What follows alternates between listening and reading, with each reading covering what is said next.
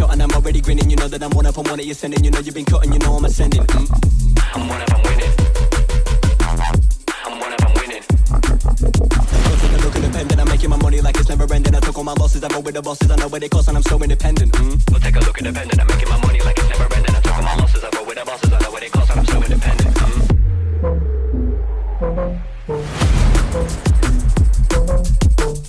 I'm one up, I'm winning. I'm one up, I'm winning.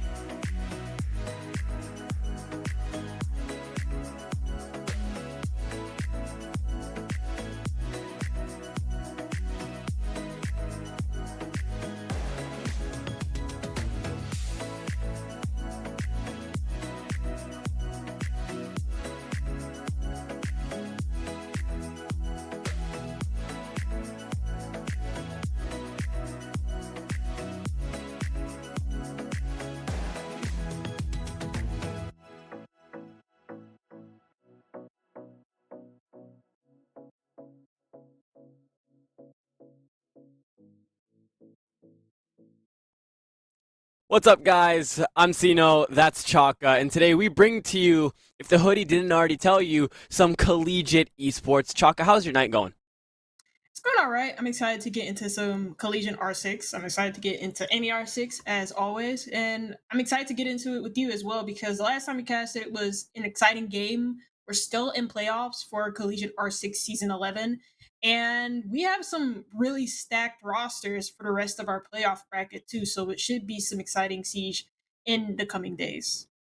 Yeah, I know we were talking about it in the pre-show. Right now, we are going to be seeing a little bit of a leak, but it's going to be Virginia Tech versus Oklahoma State. And then on the other side of the bracket, I think we have Utah, we have Fisher Esports, we have so many powerhouses, and whoever wins between this game and the game above us for the quarterfinals, it will be Seneca versus Akron. They'll advance on to the semifinals, so it will be the winner of this game versus Seneca v. Akron, which you can only imagine is going to be Akron just because of how powerful they are. It is going to be a beautiful game series and playoffs from that semifinal on. So I'm really excited to see what these teams bring, but I feel like this is going to be the make or break game to see how that quality will be ensured from the semis on. Yeah, especially when we talk about our two teams tonight. Not too sure if you mentioned it. It's going to be Virginia Tech versus Oklahoma State University. And starting off with Virginia Tech, I mean, we casted them not too long ago in the Concord LAN. And that was pretty exciting. I think they got all the way to the grand finals. Yeah, they did Yes, get all correct. the way to the grand finals where they lost 2-0 in a best of three against Cincinnati, who are another team within the Collegiate R6 Season 11 playoffs that are also really stacked and have been consistently good within the collegiate scene themselves. They've been like on a up and up ever since the start of the year, really. And they have a ton of experience on that roster. And it'll be very interesting to see how Virginia Tech play inside of playoffs tonight as well, especially because like when you consider their opponent, Oklahoma State, there's kind of like a mismatch going on here considering Oklahoma's recent and past history up until this point. Yeah, I feel like the players do play a big role into this. Well, I mean, obviously, yes, but I mean, with the direction that they're being fed as well, the reps that you can get in, it also contributes to the overall ability to ensure the quality siege. Taking a look at VT's roster, I mean, they have been able to play together. They've been able to go to land and practice and get those reps in. Now, you have Kool-Aid and Orbita back on that roster in Concord. They were being Yeah. switched in and out consistently with Nick, Bao, and Nuvian. I think that's a newer player. I don't think we saw him over that weekend. But Mm-mm. still, these five players are still all registered and they were consistently subbing for each other in this land. So we know that they're confident enough for places to be switched out. They're confident enough for these roles to be switched out here. So I'm excited to see how they will be able to apply that to today and see how confident they are on their roles, whether they're starting off on their opposing map pick or on their favored one. For Oklahoma State, considering we aren't too familiar with them or their team, you will have Windows, No Name, Doc, and Mystic. Now, the reason I didn't mention Turbo is because he's a man that doesn't need an introduction. He was currently playing at that Tier 2 level for the Black Stallions. I mean, they haven't been able Hmm. to find so much luck at that Tier 2 level, but still, Tier 2 is Tier 2. And when you dip down to Collegiate Siege, a player like this is a gem or a diamond in the rough that you need to be able to advance throughout the playoffs. Yeah, and I think before we got into the game today, I think you highlighted even that he might have been like one of the main reasons as to why Oklahoma State University actually found some success within collegiate. Because let's think about what happened earlier this year, actually in collegiate season 10, or maybe that was last year. Either way, it was Mhm. season 10 where Oklahoma State University were basically first rounded and they didn't even make it to stage two where they could have qualified for a playoff event. This is the first time, from what we've been told, in a couple of years where Oklahoma State University have actually had some more recent success. And even though it's not like a grand finals appearance or they haven't won a tournament, playoffs is still a really big achievement for a team that hasn't achieved much of anything more recently. Now, I feel like the most important thing, a lot of people can disagree with me, is the venues that you play out on. And looking at the head to heads more recently for both teams, I mean, I know based off of Wikipedia, you and I have more access to VT because we were able to cast them last weekend, luckily, and we've just seen their progression as a team. For Oklahoma, the roster has been changing consistently, and there isn't too much data provided because of their, let's say, their non ability to play consistently. I mean, it's a horrible way to word Yeah. it, but it is just what's happening. I mean, we only have, if I'm not mistaken, 5 games total for their head to head in the last year, and it was in March, as you mentioned before, in the stage 2 playoffs for the season 10 for CR6. Now, I feel like that really doesn't allow us to talk about what could happen, and we more will be grasping at straws, but we can focus on what we can talk about, which is VT's strong suit. In this land, in the Concord land, they only dropped 3 maps, and all of them were to the higher power, which was Cincinnati. Other than that, they went flawless. They lost 1 round to EKU in the Swiss stage, but when they went on to the playoffs, they won every single game in the playoffs. They went to the lower bracket and they charged a run all the way up to that grand final where they eventually lost to Cincinnati again, but they still gained $1,000, and now they're looking to chase another prize pool throughout the CR6 playoffs as they look to challenge Oklahoma's, let's say, non-practice roster. Yeah, and for Oklahoma, again, it comes down to just not really being as experienced by this point compared to Virginia Tech, who have a ton of experience by this point. They've also played in the other collegiate R6 lands, that being the Golden Coast land, as well as the Columbus Invitational too. There was also the UKY Invitational this year, as well as Concord. This is a team that's played a ton of like LAN events, and this at this point in this year, along with playing up against some of the better teams in collegiate. So it'll be very interesting to see how Oklahoma State University end up dealing with that. And so, we get right into the vetoes already for Virginia Tech. They take off Border Labs as the follow up from them. Clubhouse has been banned from Oklahoma State University. And when I have looked at like the earlier statistics for Oklahoma State, Clubhouse was a map that they were quite good at. So it's interesting that they actually ban it here against Virginia Tech. Also, it's surprising that they didn't ban out Chalet. As you see, it literally comes in on their pick, and they actually picked Chalet. Now, due to, let's say, the inconsistency of results of the last year, we can't really predict what will happen for Oklahoma, but I found one game that they played, which they lost in overtime to Penn State in the playoffs in March. And for Virginia Tech, they have been going crazy on Chalet. In their most recent LAN, they played it 3 times and won it all 3 times, every single time within regulation. That's a crazy stat line. I feel like that is the venue you want to stay the furthest away from when you have a team that is well practiced on Chalet, but it looks like Oklahoma State is looking to challenge. But Bank Chalet being our first venues, with Virginia Tech being able to start out on their preferred venue. And if we need it, we'll go that full length and head on over it to Layer, where the round differential will decide the sides preferred. I see that defense on the bottom, but not too sure if that will be how it's determined on sides. But nevertheless, rounds that are going to be very challenging. These maps have one thing in common. They are big. They are going to be challenging in terms of verticality and getting your utility in that building without suffering a first pick here. And hopefully we can see something from Oklahoma to stop Virginia Tech's run of rain.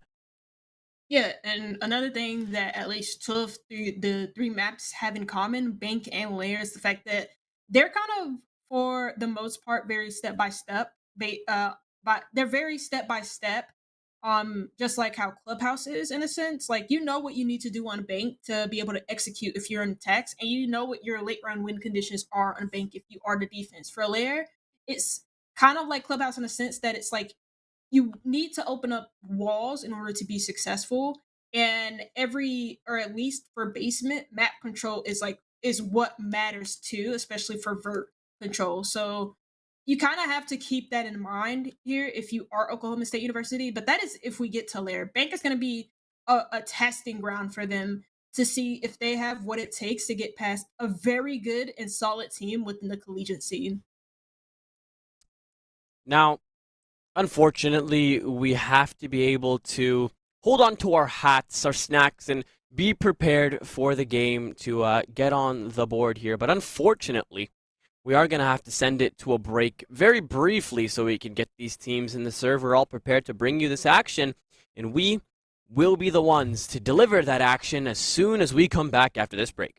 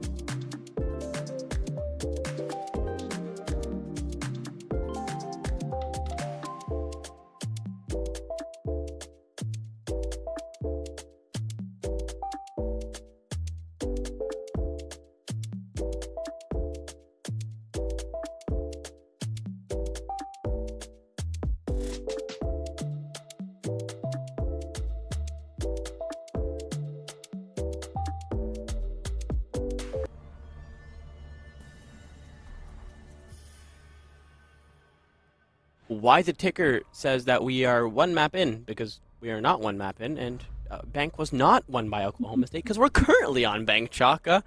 But it looks like we saw VT forget their alarms at home, but it's okay. And we still get to play out this game. I mean, the map's right on the overlay, which means we are good. And you see how fast Prod is? Thank you for that. We are back, and we are getting the bans underway. Now, Ace and Mira to fall first, counterparts to each other. Now, when you see players head on up to that CEO office and then try to defend that basement, Mira is just one of those operators that you see almost every single time. And it looks like Oklahoma State went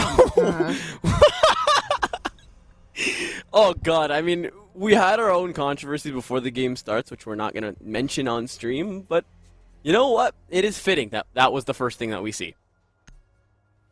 I wish I never saw that, actually. That kind of really upset me a little bit. Anyways, yeah, so Kayid is a common ban on Bank.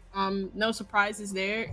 I think he's, at this point, the most banned operator in Tier 1, and even probably maybe Tier 2. Or if it's not him, then it's Azami, or even Mira at this point. But Kayid on Bank especially is really good for Bank basement, especially for denying the hatches. And when you pair that up with the Tubarão, especially with considering the fact that Tubarão doesn't really see as much ban time as any of the other defensive operators, then it makes getting hatches open pretty impossible, or it wastes most of your time, which leads up to the other operators around in the late round, like the Tachanka and Smoke, being ever more effective. Now, I like the approach here from Virginia Tech, which is we are going to play very obnoxiously aggressive on that first floor to hold you guys out for as long as possible. And then when we see things start to hit the fan, we have the hatch drop, we'll evacuate and call it a day. Now, I haven't seen anybody go into that elevator position and play that spot to deny anything from ATMs or that main lobby advance, which would temporarily hold out this Nook, but still, with this first floor in open area, it will be a beautiful hold, and I'm really interested to see how Oklahoma will approach it. Seems like I call them Oklahoma OKC. State, yeah, like Oklahoma State already in the building, and they have a lobby lurk as well, so this will help them actually crunch onto this first floor roam that Virginia Tech are partaking in. The fact that they have the Tubarão up in open area first, I guess, to shoot drones before he ends up falling off. The open area hatch should be open for him. There is no second floor presence in Oklahoma State at the moment. Yes, they're going slow, but at least they're trying to cover their bases. They're fully trying to make sure that there is not a consistent roam game here for Virginia Tech. And the only one that kind of remains here, what is the Tubarão, but eventually he does layer off and go back down to basement. And I mean, with the Tubarão, you don't have to worry about getting a kill or wasting any time elsewhere on the other hatches. You just have to worry about, like, at least wasting time on the server hatch being dropped or being open. Now, in terms of Tier 2 players that we were mentioning in the pre-show, Turbo, yes, for Black Stallions, but as you can tell, there's another player. You have Kool-Aid from 5 Fears, and now, T2 versus Tier 2, you have those superstars, and they're supported by their teammates here, but this is so much more important for Turbo. If he wins this series, and Akron win their series, he'll go on to verse Akron after losing to them in Element Swiss stages, so that would be a very interesting game, and I'm very excited to see that revenge story here, but as Blue has been completely given up, they forced off that smoke as Kool-Aid will preserve his life by backing off into the site now.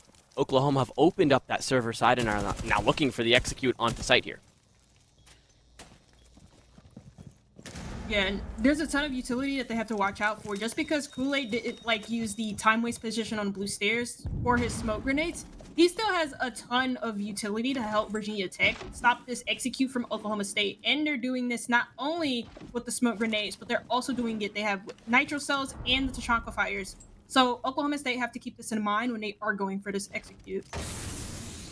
Now they saw that smoke prone, it would have been perfect if they threw it in earlier to be able to keep him off of that angle here. Bao opens up that 10-man by taking care of Widows. Turbo drops that hatch, gets a kill, but instantly traded right back out. They enter that red time as it's evened out, but only shortly as Nuvian gets that evening out kill here. He gives his team that short-lived man advantage as that plant is going to go down, whether the team likes it or not. Bao will take care of Doc, and Nuvian on to No Name.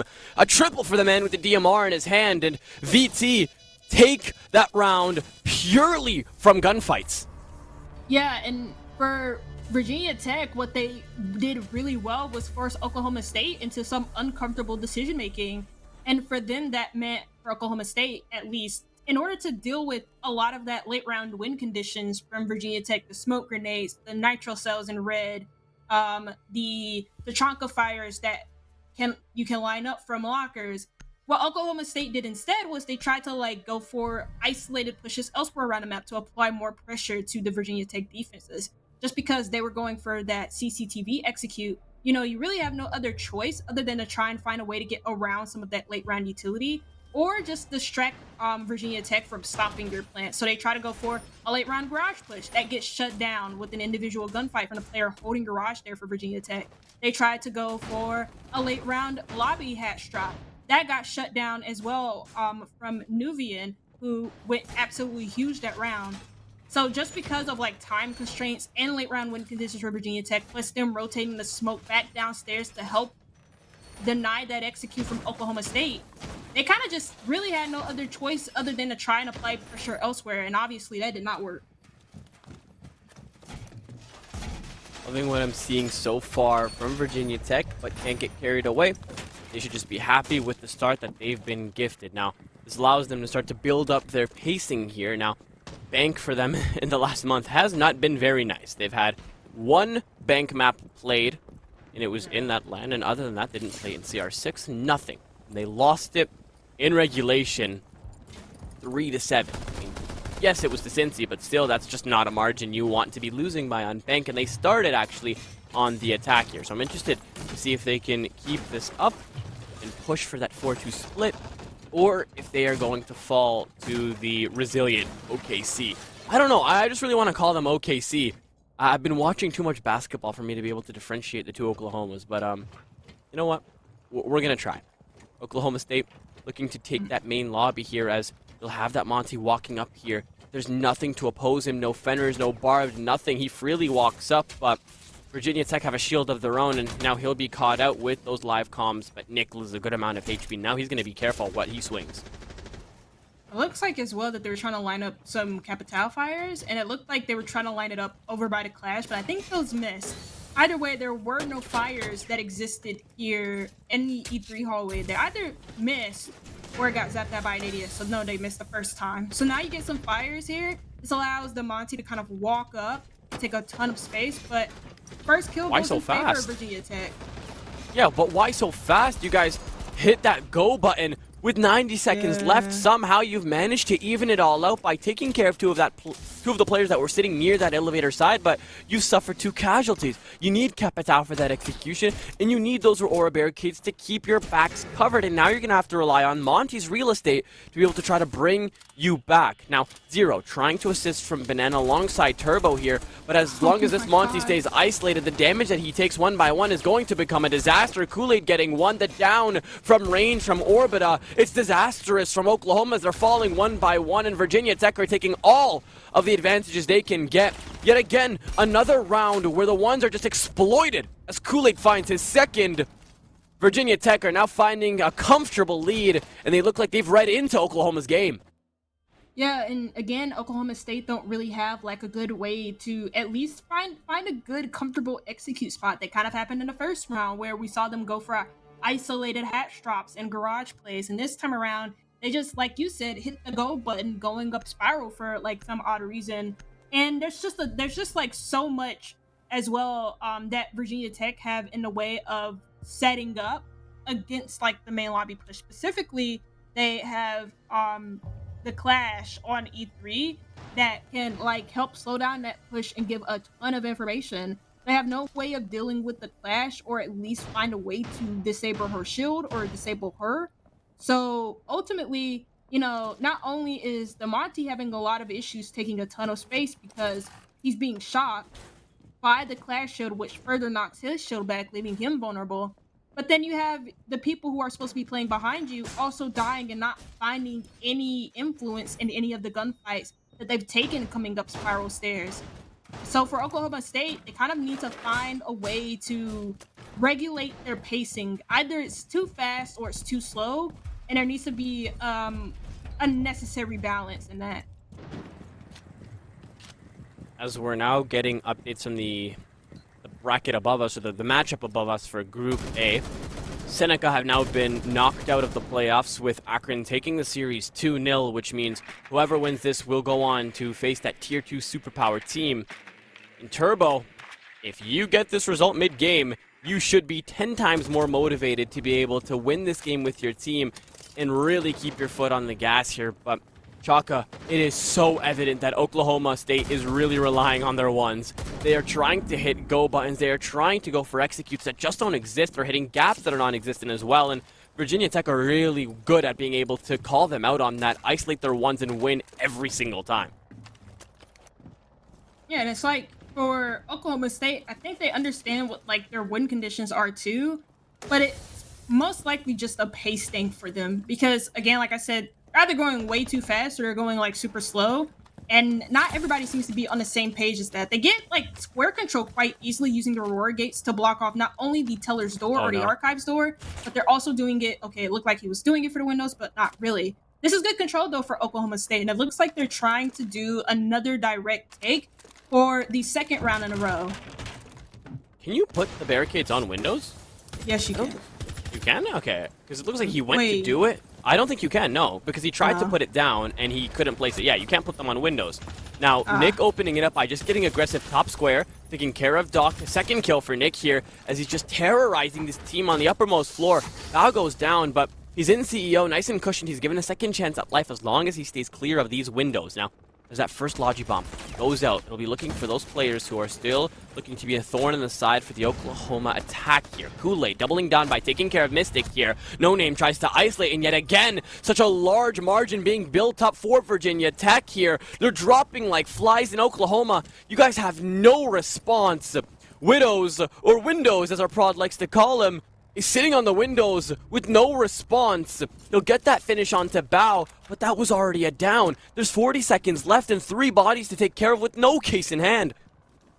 It looks like for the time being, Widows is just gonna take a impromptu timeout, or just like, yeah, bait, or as like a lot of the cool kids would say, just save KD. In this case, it makes a ton of sense. You have really no possibility of winning this round.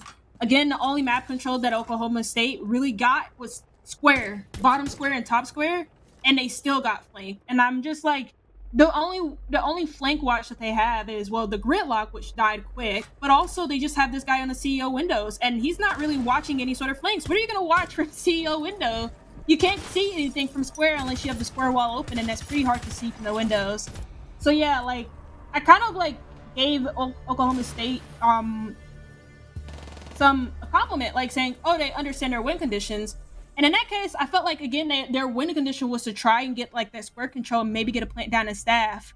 But, you know, I think they just took too long. And for Virginia Tech, because they're not being cleared on the top floor, it leaves room for a flank to happen. And that's exactly what happened. It just kind of got exposed there. Nick getting a 3K too in that round, and Virginia Tech find themselves on 3 rounds.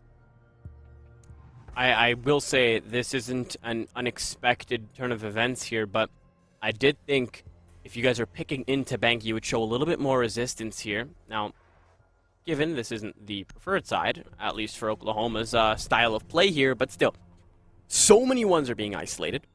There's no space being given, and they are still continuously trying to hit the gaps, depending on their ones to get them in the building and into the site here. But in the server, so far, nobody has been able to find a gap and hit it correctly. You get 1 or 2 kills, but in response, you suffer 3 casualties. A 1 step forward, 15 step back type of predicament kind of puts you guys in a horrible spot, and a 3-0 is just not where you want to start. Now, you do switch to the preferred side after this half, but still, I feel like when this margin gets too large, 4, 5 rounds, 6 maybe, because that's still on the board here, Oklahoma State are going to need a pivotal comeback to be able to try and delay the end of Bank. Yeah, because Bank is more or less 50-50 nowadays. To some extent, it may slightly favor the defense, but it is 50-50, especially when you factor in the fact that, like, the tertiary sites, which is Archives Teller, Open Area, Staff Room, and to some extent, second floor, especially when Azami and Castle are banned, are pretty attacker-sided. Like, it's really hard to defend those sites without Azami and Castle, at least second floor is. And it's very hard to delay on second floor without Azami and Castle blocking off the windows. I don't really think for Oklahoma State, though, that I don't know, like, first round, they were very methodical and about full clearing the roam and about clearing utility and about getting hatches open, setting themselves up for an execute, but they fell victim to time and late round win conditions for Virginia Tech. The last 2 rounds, they've been trying to speed that up and go for more direct takes.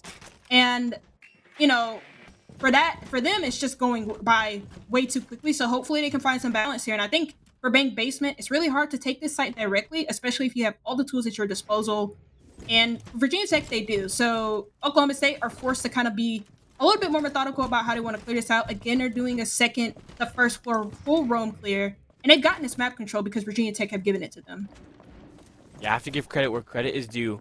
They are very good at being able to get these rooms cleared when they need them. It was the first round where we saw this basement site come into effect, and they were very good at pushing that man off of the open area hatch, but when it came to taking care of blue, they suffered a bit of damage, but in the end, they forced Kool-Aid back into the site, but from there, they did absolutely nothing with that, and they weren't able to try to put that case down without risking the lives of everybody else. Now, Kool-Aid, forced off of that blue side, is going to sit close on that site door, as he'll take the damage off of this Blackbeard due to those toxic babes. No name is going to stack up behind him, and you only are going to imagine that the can openers will be used to try to gain those access ways into site. It's like they've called No Name back, most likely to help with some other hatch in open area, but I'm not too sure. Oh no, they're gonna have him open up the CC open hatch, which is really crucial for a post plant position, especially once you get yourself settled inside of site. Ying has been down, so that means that they're very low on HP for the time being. Oklahoma State, though, again, it's that time that they're gonna fall victim to if they don't speed up.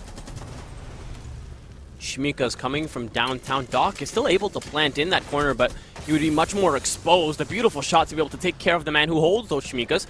Kool-Aid responding quite fast as they only have 20 seconds to be able to try to reestablish that lead. Oklahoma State still down a body here. Mystic hears out that man that sits close, but Kool-Aid has no incentive to swing out with that man advantage. With Nuvian shutting out Doc at the range, the case is going to go down regardless, but maybe not. It's denied at that last second, and in the red time, Mystic is full blind in a Zoto canister and falls to the DMR in the hands of Bao. It is such a one-sided game, in Oklahoma State have no response. It's good pressure in the late round as well from Kool-Aid in particular, applying pressure to the guy, to the Ying on the CC hatch in particular, so that you really have no good cover in that 2v4 if you want to get the plant down. Once the cover dies behind the planter, I think they were also in basement. Once that guy dies, I mean, your only cover is from the hatch guy. And if he's being distracted and he can't watch your cross coming in from red, then that means that it's just going to be very hard to get the plant down.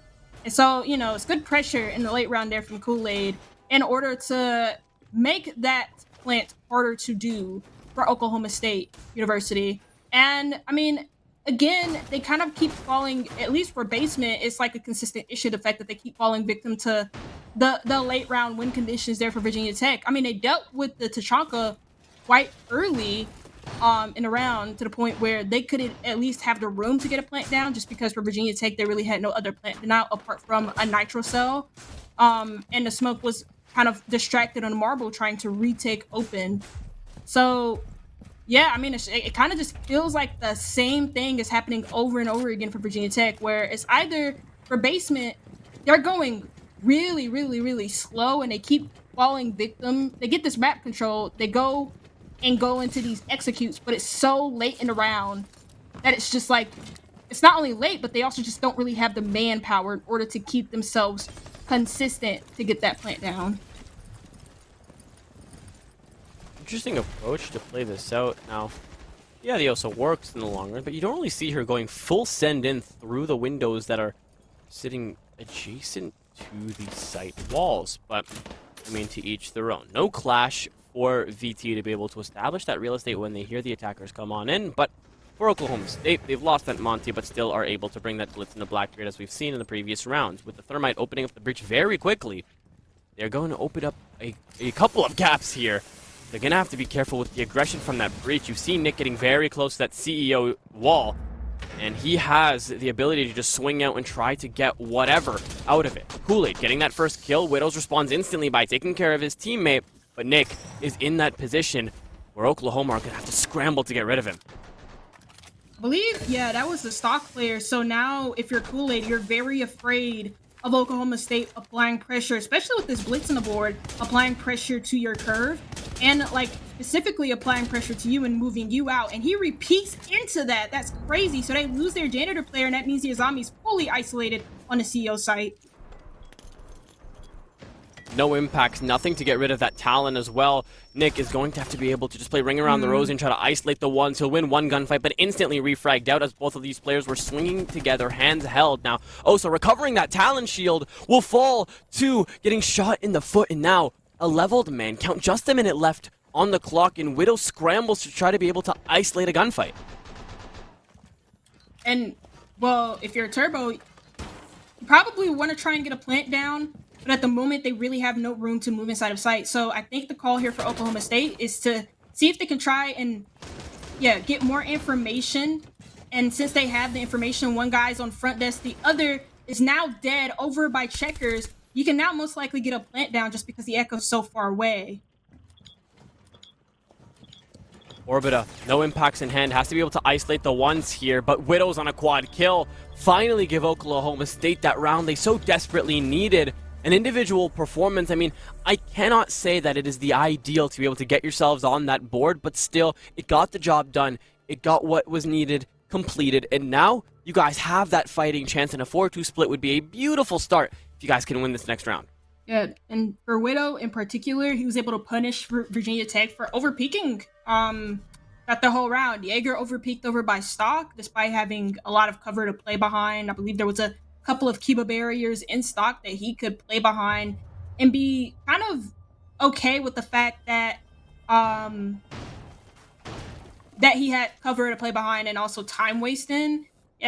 Kool-Aid re-peaking curve despite having an E3 player is kind of odd too, because then that means that the Azami in the middle of CEO is very much isolated.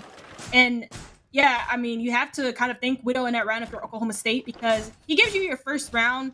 He gets a lot of good, impactful kills, punishing Virginia Tech.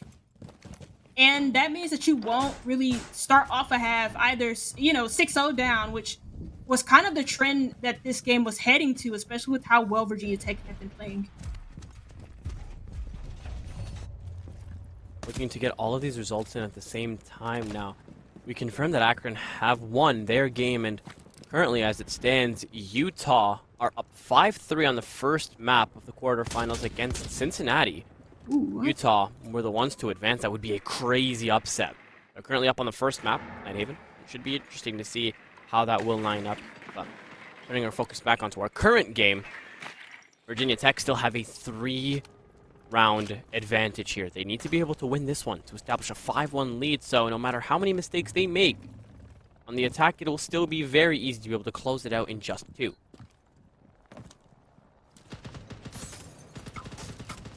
Yeah, and this time, I don't think Oklahoma State are going to make the same mistake of trying to do a direct focus take where they only take square control. I think what they're looking to do now is not only really just get inside of square, have a lobby lurk as well. They're going to try and pinch this top floor roam. They have good info for this, so this shouldn't really be that big of an issue for them. Block just running on down here, and Nuvian has been that consistent player once he had that DMR in his hand, but he doesn't. It was Bao, and now he'll be the one that'll fall as first pick. Mystic hits a successful lurk. They're going down to 1 HP, though. Has to be careful, otherwise he is going to be put in a horrible spot for the remainder of the round here. Kool-Aid taking some damage as well, but nothing to put him in a critical condition. But Mystic doubles down by taking care of Nick as well, and Oklahoma State finally finding their gaps to hit. Their aggression is finally starting to work. Mystic needs to be able to continue to double down here. His health puts him in a bad spot, but all that he's done already has opened up the site and opened up the advantage to be able to find these kills. Yeah, your next focus here, whether you're going for a staff execute or an open area execute, is to try and get rid of these archives and tellers player. You have full vert in your control, no operators to make vert above them. You have a minute to work with, so you have some time. But that kill from Orbita kind of puts this round on the back foot. Mystic was already very low on HP, but you kind of lose that lobby lurk that could have gotten you into Archives and Tellers. Now Doc reestablishing that two-body advantage by taking care of Nuvian in Archives. Just a 2v4, and Orbita takes advantage of the lack of gridlocks and air jabs on these marble stairs. Has a potential flank on the board here, but as that triple wall is opened up, he's really going to have to decide whether that is what he wants to do or if it's to assist Kool-Aid. He has 3 Toxic Babes and needs to be able to deny these players. SMG11 goes haywire, can't control it, and is going to allow that Thermite into the site here. Turbo winning his gunfight upstairs as well, allows him to just easily drop that hatch and isolate the gunfight, and a 4-2 split is exactly what it will be as Oklahoma State are finally firing back 2 rounds in a row, and hopefully that momentum will carry on in their defensive campaign. Yeah, good job from Oklahoma State in order to at least get 2 rounds in the attack, especially with how it started and how it looked like it could have ended. First round they punished over aggression for Virginia Tech, with Widow going absolutely huge on the 5th round of their attacking half. And in that 6th round, it was just really good teamwork. They had a lobby lurk combined with square pressure, and for Virginia Tech, rather, on that defense, they could not win a gunfight, even though they were close to, at least 2 of the players for Virginia Tech were very close to killing Mystic once he got to up spiral, but they just weren't able to, despite one of them having a DMR, funnily enough. Rooney? Yeah, that's kind of odd. I have no idea. I'm gonna be totally honest. I can't justify that.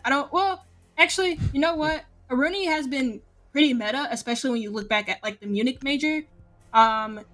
Yeah, I think she's pretty meta. Yeah, but that's the Munich major, and this is Tier 4 collegiate. There's a large gap between Virginia Tech, Oklahoma State, and M80 versus... you know what I'm trying to say here. I mean, yeah, the DMR makes sense, but I feel like Virginia Tech are losing out, or their bans are more targeted towards the meta than it is anything else. I think... Losing the ACOGs. I was gonna say, I think also with the Rooney, she's a good late round piece too, and for Bank, 100%. Bank is like a very late round centric map, especially for basement. You're gonna use a lot of your utility before you even sometimes get to like the site execute, and that may mean no utility to burn a Rooney gates for when they're placed on the default wall for CCTV, for example. So, or even they're really good for also denying hatches if you know how to do the Aruni trick with them too. Some people use a Goyo can on top of the Aruni gate before the attackers can deal with the Aruni gate. They have to deal with the Goyo, which can take time. It's a good time waste operator too. So I think it's a good ban for Bank, just because of like when you think about how like important time is on this map specifically. Speaking of time, Oklahoma State, I am very interested to see how you guys receive the pressure from this disastrous lineup. You have the Sens lasers, the Candelas, and factor in the Green Bees and the File Bolts all at the same time, hiding within the smoke. It is going to be a very interesting round to see how you guys will come out on top here, but you guys have plenty of utility on your own. Hopefully you'll be able to land those Shmikas and smoke grenades. I'm very interested to see how it will line up here, because the first pick will probably determine the rest of the pacing for this round. Taking this map control quite slowly. They're starting off from the second floor. They also have a lobby alert. This might cash out this E3 player. Yeah, that's exactly right. Good info. They just took out the T'Chaka. What is he doing up here? I mean, what is he doing up there? Hello? Yeah, that's what I just said. Like, what's going on? He's just going for a walk?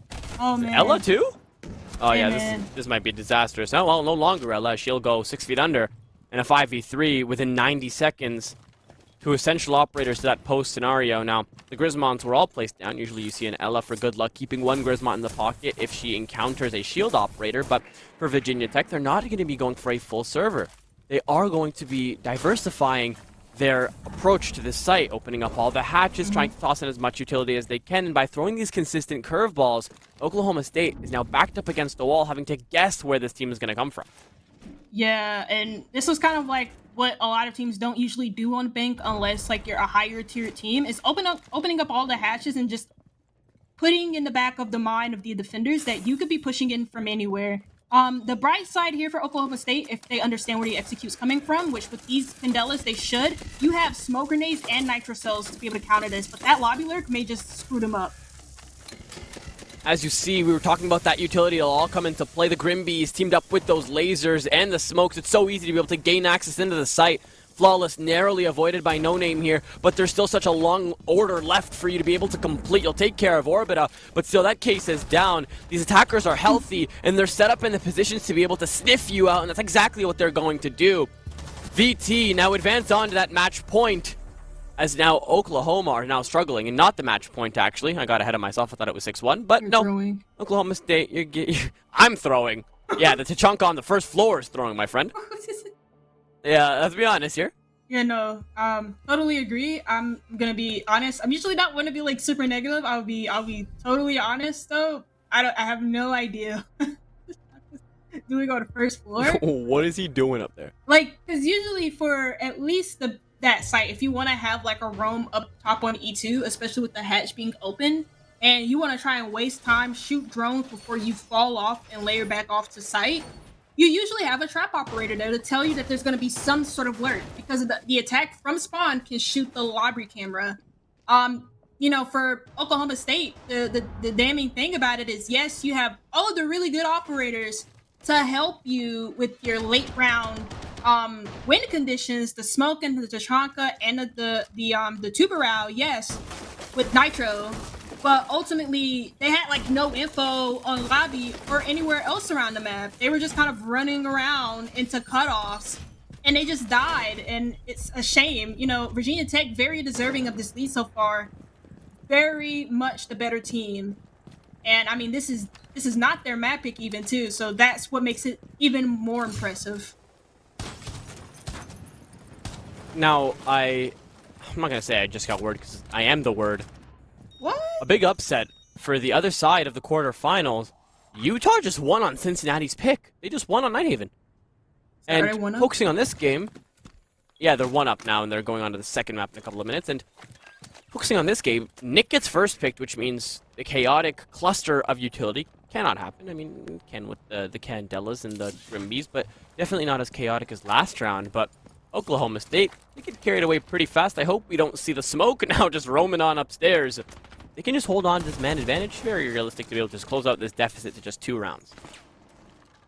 Yeah, and nowadays, especially when you ask a lot of like pro players too, or even like a lot of the tier 2 players, cheese is what wins you games. And since it's been a part of this meta ever since the year started, it's gonna be a refrag though. Legion's down up on that top floor, but you still have a roam game to deal with here, or at least you have one player in open area who's nowhere near the hatch at the moment and who's just trying to waste time. That's kind of like the key here on the top floor. And not only is Mystic here to waste time, you also have No Name on the blue stairs to waste time too, with the smoke grenades. So it's like, this is a cool layer. I just kind of wonder, is Mystic going to be able to get to the open area hatch in time? We were literally talking about getting back into the game by maintaining that man advantage, and now losing one of your trap operators with a regenerative ability isn't going to matter, because Mystic is going to get very aggressive and win his first gunfight. But for one thing, Virginia Tech can do better, getting those revenge kills. We'll get another one on the board here, but losing the Ying and the Sens is crucial to the later stages of the round here, and it all just snowballs against Oklahoma, and it looks like the match point is just inevitable. Virginia Tech build up that pressure. They really know when to hit the gas. They know when to put their foot on that accelerator and say, we're just going to do this whether you like it or not. And Widows, aka Windows, is now going to be forced to take 3 separate ones here. But it looks like VT is just not going to give him any mistakes, any threat to pull on as the drones fly on in. They have that verticality control. That player's parked out through Vault, now rotating back in through the entrance as well. And a 3-way cross makes it nearly impossible to be able to isolate it. He lost that C4 earlier, and now with his position given up, it's just so easy. Just a matter of time before he's sniffed out, and Kool-Aid delivers that final blow. Oklahoma State need to go back to that drawing board because nothing is going right now.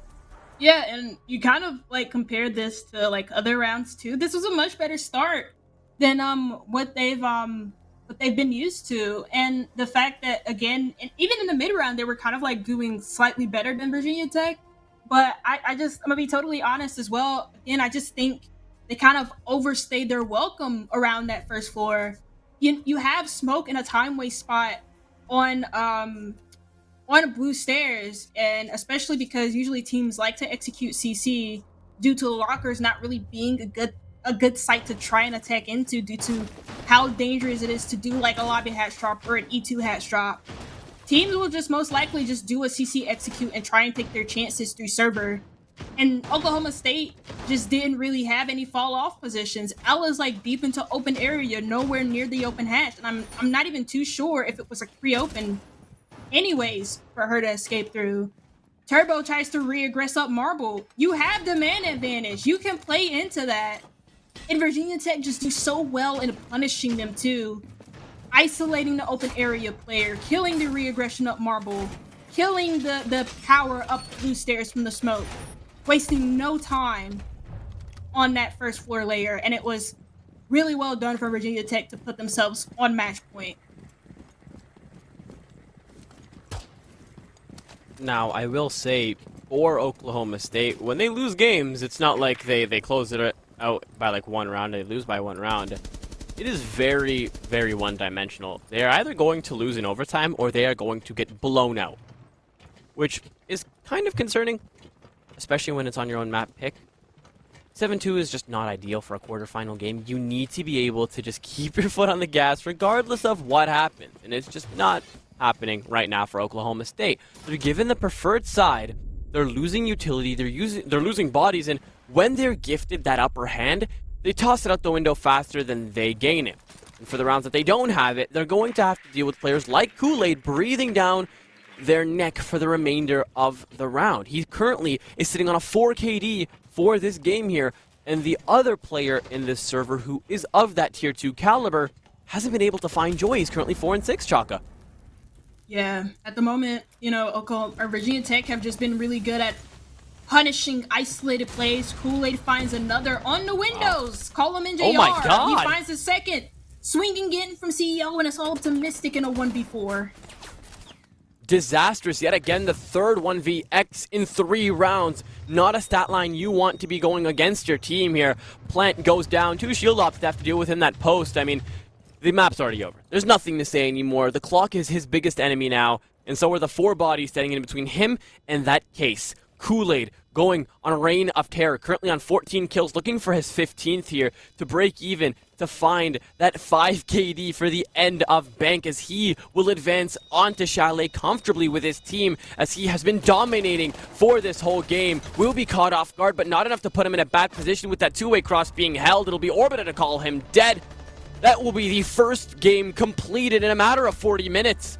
Oklahoma State crumble at the pressure from VT, and the sarcasm in the all chat is just going to rain on in. Yeah, the exclamation point at the end of a GM really kind of emphasizes just how, well, one-sided this map was for Virginia Tech. It was a very good performance from them. They got really well, they did really well at like punishing individual plays there from Oklahoma State, which happened sometimes on their attack, but especially on their defenses. They got really punished for being like a little bit too isolated and having like no info in important areas of the map, especially for like their basement defenses. So yeah, really good performance for Virginia Tech, especially considering that this is not their map pick. And now when you also consider that the fact that now Oklahoma State have to go to Virginia Tech's own map pick of Chalet, which is not an easy round to go to against Virginia Tech. Concerning, man, concerning. No, yeah. So concerning. It is so concerning. I am very interested to see what will happen. I mean, sometimes we get the interesting case where each team wins on the opposing side's map pick, a little bit of like swapping action. I just don't think that's going to happen. It was 2 one-sided on Bank in terms of utility, ones, and the ability to show us that they want the best of the best to be able to advance to that semifinal. But we'll bring you our final thoughts for this game after a short break. If you've missed it, the first map has now concluded for the quarterfinal here. An absolute landslide where VT take home Bank 7-2 on Oklahoma State's home turf. I mean, disastrous. But Chalet is going to be up next after a short break. Don't go anywhere. Refill your water. Sit back down because we will be back quite soon.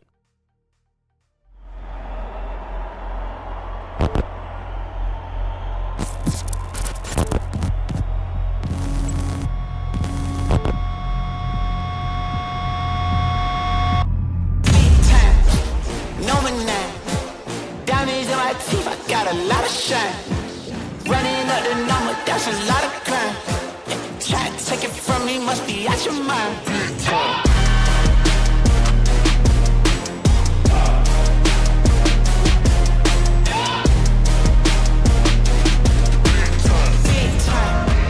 lot of shine, smoky in the air, that's a shine. Try and take it from me, from me, from me, from me. Big time, number 9. Got it in my teeth, I got a lot of shine. I just wanna know who with the dollar sign. Try and take it from me, take it from me.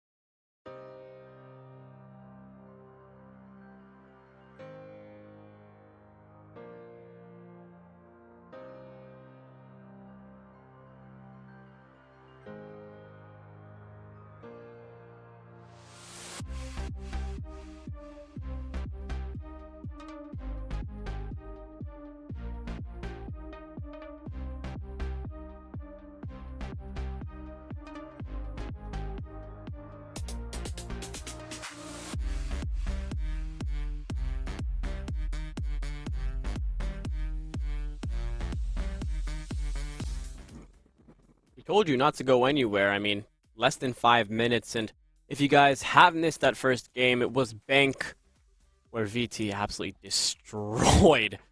Oh, wow, I don't even want to say it, because it just feels weird saying that Oklahoma got destroyed on their own map, but it's what happened, and now we move on to the pick of the Virginia Tech roster. Kool-Aid at the head of this roster, absolutely destroying anybody who crossed his path. I'm pretty sure he finished off that game with a 4-point-something KD. I think it was a 4.7. He's been destroying anybody who's walked into his crosshairs. He's been destroying anything that has been a challenge, and now Oklahoma State have to find a response within this map if they want it to go the full mile onto layer. Otherwise, we're going to be seeing their departure from CR6's playoffs very soon. Yeah, and for Oklahoma State, I guess you could take positivity in the fact that some teams just lose their own map picks, and it totally happens.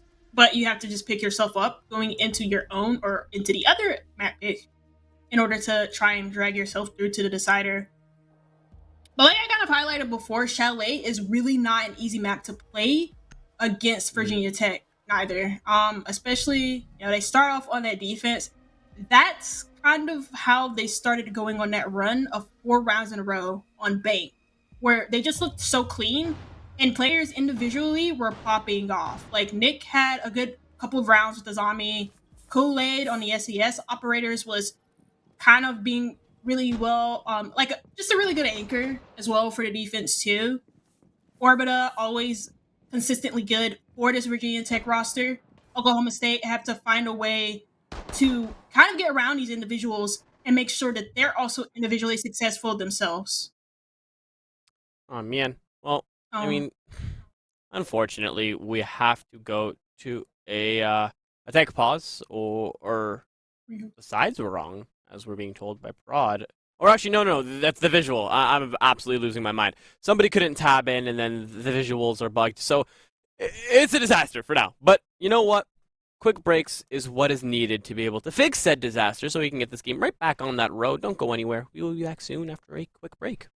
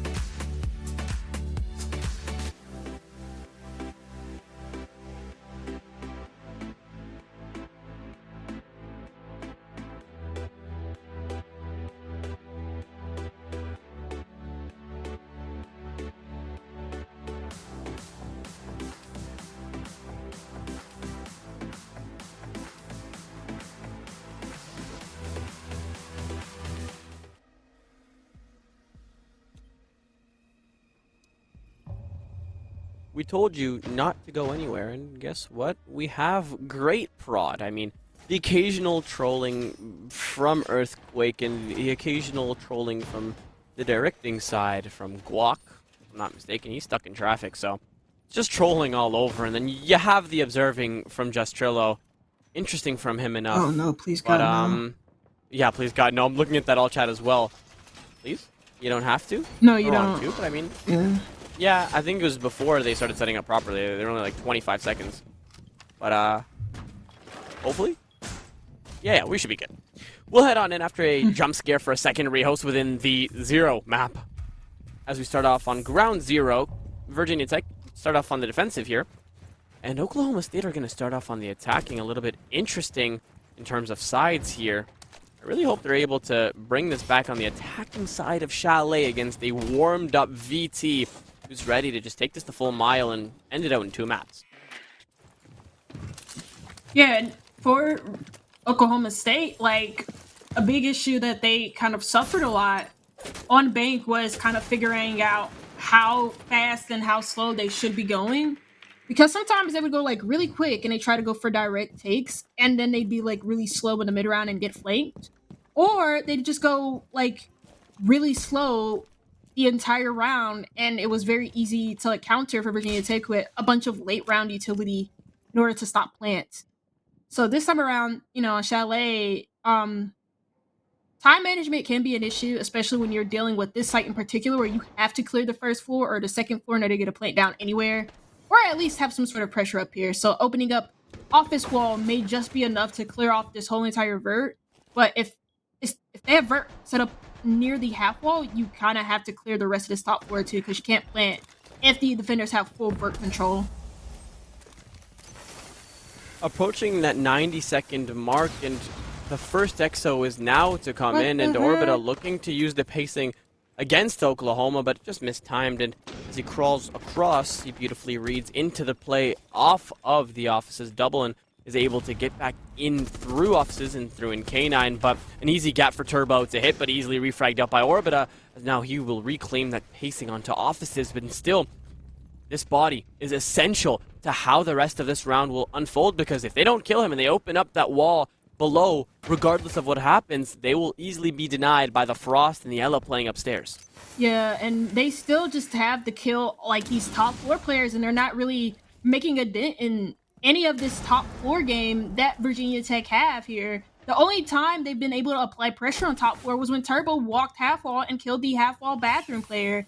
And now they're just trying to see if they can walk in. They really have no info on where specifically these players are. Mystic now teaming up with No Name to get more aggressive. Orbita. What the heck? What? Barely escapes his demise, is actually lagging, but able to find 2 kills. Nick is going to build off of that, just leaving Doc to bait out the kills here. But with 20 seconds left, in no case in hand, you'd think this is impossible. Anything can happen between these two teams, but against this much utility, no grasp onto that site, I would think that this is impossible, and this is a round over as Virginia Tech start off post-rehost with a bang and get that first on the board. Yeah, Oklahoma State weren't really a contest in that round against Virginia Tech. Like, they made no dent on that second floor hold anywhere, and like, they can't really go for direct take because they have no way of denying vision on the vert holes. Like, they don't have a capital to stick the smoke bolts on the vertical, where Virginia Tech have already had that prep on a default plant spot next to or behind the bomb chassis. They don't have anything in that round to work with. And it's because, like, Virginia Tech just are able to win their ones yet again. Orbita playing that half wall position as the Ella, really good round. I mean, he was just able to, like, maneuver and not get killed somehow, despite him being in front of the fluke window with the Nomad being there on the cutoff. Like, Oklahoma State they just could not get any map control in that round whatsoever. And I think a big part of that too was the fact that it felt like they just didn't really clear anything in terms of, like, utility. Like, Piano Shield was still up too, frost mats everywhere around the map, a lot of Ella mines too. Nothing was cleared, made holding that top floor so much easier. I really feel like today has been the wild card for CR6, because genuinely, nothing is going according to plan. We have teams winning on the opposing side's turf. We have upsets happening on the wrong maps, and then it happens in an opposite fashion. I mean, Utah's currently down 0-4 on Clubhouse. That's their map pick. What is happening? No one knows, but it's going to line up to be a very challenging quarterfinal because all of these teams are throwing everything they have at these series. Now, for Oklahoma, they're just going to need to call a timeout. It needs to happen soon, and it needs to happen now. Now, it might be earlier in Chalet if it's by that second round, but still, Chaka, by calling the timeout now, you're essentially making up for not calling one last map, and no reset kind of makes it an issue, even if you did have that pseudo timeout where you just had one player bait on the roof for the remainder of the round. Yeah, it feels like a lot of these engagements that keep happening for Oklahoma State are just like super isolated. And we talked about how good Virginia Tech have been individually, and they've been good at winning their ones. Hello? That's a really good first kill. I don't know why Nick kind of like, you know what? It's a good first kill for Oklahoma State. I don't want to be too negative. And that's a follow-up too that kills one of the second floor players. So, I mean, that's considerably better than the first round. That means Oklahoma State, you know, they kind of have more map control this round than they did last round.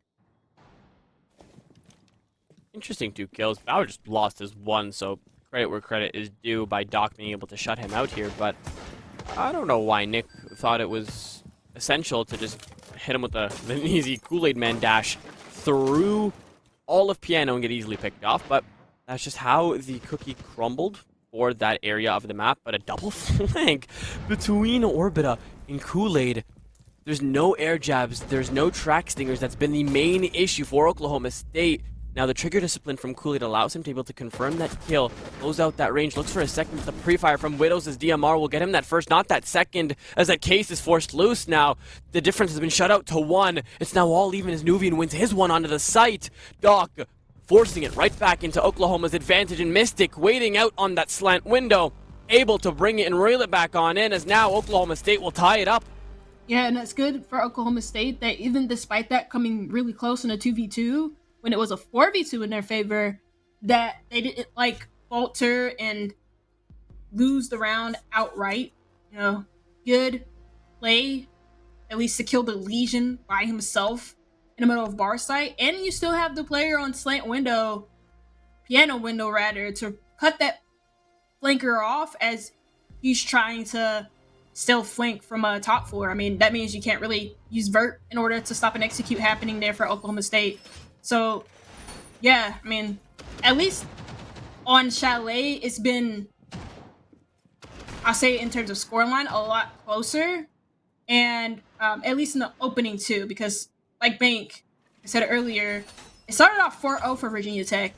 First 2 rounds, they looked completely flawless. Kool-Aid was firing on all cylinders. You know, at least we don't have that kind of start here for Virginia Tech, and Oklahoma State have been able to shut it down quite early.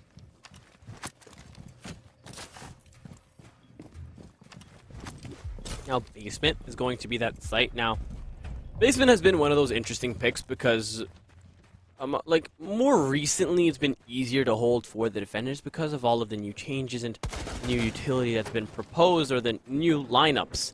But now for Virginia Tech, to be able to hold this down, you guys cannot suffer a first pick against you guys, and Oklahoma State really need to be able to play like a team.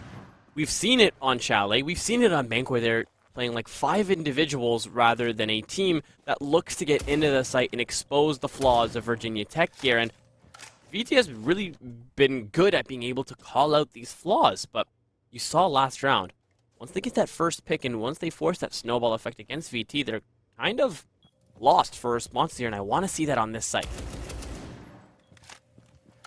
Interesting as well that for Oklahoma State, they get rid of the Castle and Izami again. That means that Tubarao and Kai get to play together, something that we didn't get to see a ton on Bank because, well, Kaid was banned, and Oklahoma State, when they went on their defenses, they only used Tubarao because I think Kaid was again banned, but it's Bank. It's a little bit different here on Chalet. He's really effective though, Kaid is, for Basement.